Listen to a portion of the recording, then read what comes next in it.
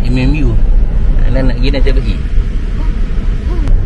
Makan kat sana senang sebab ada food court, ada 7E, toilet pun ada. Kau nak lepas makan nak pergi ke apa benda, boleh nak settle. Lepas tu Adina pula cakap, Adina nak sambung lagi.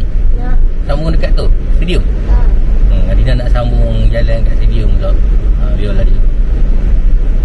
So nak pergi MMU pula. Sampai dah MMU. Dekat stadium.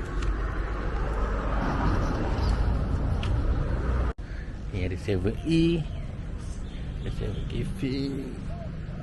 Tak, ni tadi stadium MMU, ada kolam renang, and ada food court, Starbiz. Senang lah kat sini. Toilet pun kat belakang. Toilet belakang tu je.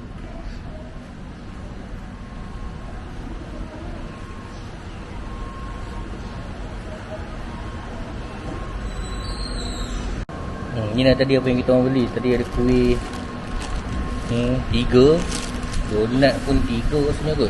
Ini ada makan 1, nasi lemak 2, 1 rendang dengan telur. Yang ni rendang saja. So total RM19.5. 7E belakang ni je.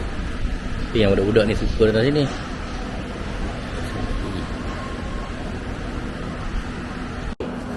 Ni rendang ayam Thai. Ayam Thai. Kaki pun ada.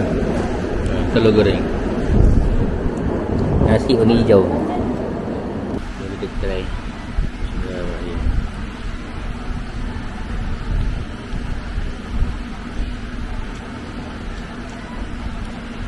Sedap lah.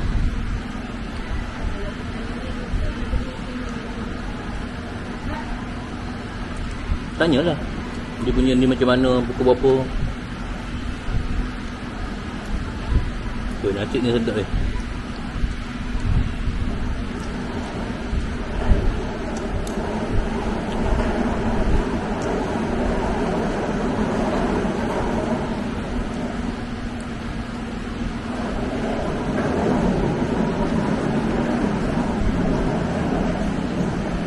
Ayam rendang juga.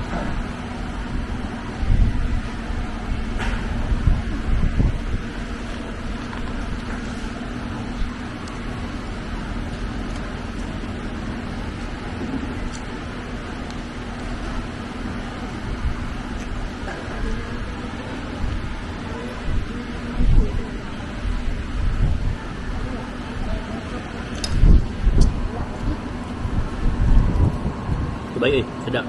Kalau kata korang ada pergi Brisk Walk ke apa dekat Taman Tasik Cyber Jaya tu, pergi cari makcik tu. Nasi lemak sedap, murah pun murah. Ni yang satu lagi. Tu budak-budak ni.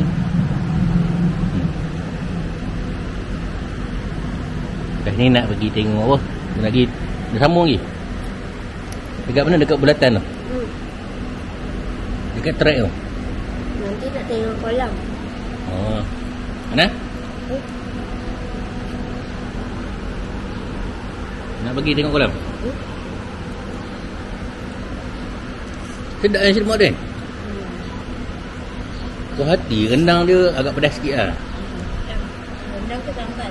Tak tahu rasa sambal kot. Pedas sikit tapi sedap lah. Siri lah berbaloi lah. Sedap. Makan tak berhenti. Tak boleh cakap. Maknanya sedap tu. Yang orang ni ice cream.